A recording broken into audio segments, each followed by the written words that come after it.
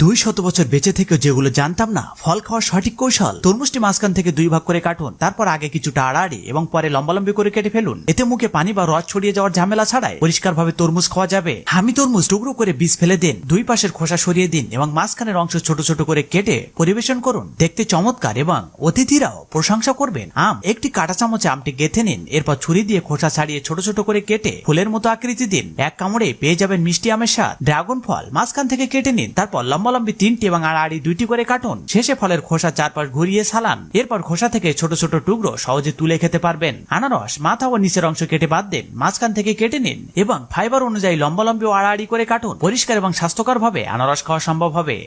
কমলার 2 মাথা কেটে নিন, তারপর একবার লম্বালম্বি ও পরে পাতলা করে কেটে নিন। সহজে হাত নোংরা না করেই খাওয়া যাবে। লিচু, একটি কাঠি বা চপস্টিক দিয়ে লিচুর মাঝখান দিয়ে এক টানে চেপে দিলে বীজ সহজে বের হয়ে আসে, ফলে সম্পূর্ণ ফলটি নিখুঁতভাবে খাওয়া যায়। ডালিম, ওপরের দিকে একটি চতুর্ভুজ আকারে কেটে ঢাকনাটা খুলুন, তারপর শিরার দিকে ছুরি চালিয়ে ভাগ করুন। একটি বড় বাটির ওপর উল্টিয়ে নিয়ে হাত দিয়ে ঠুকালে সব দানা ঝরে পড়বে, বাকিগুলো আলতো করে ঠুকালেই সব বের হয়ে আসবে।